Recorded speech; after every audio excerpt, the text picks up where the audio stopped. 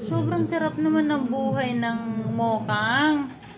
Mokang, ang sarap naman ng buhay mo. Kanina ka pa nakahiga dyan. Ha? Puyat ka ba? Napuyat ka? Mokang, napuyat? Ha? Puyat?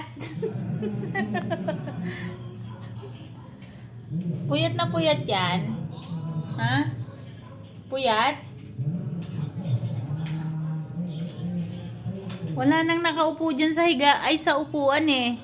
Ikaw na lang nakahiga.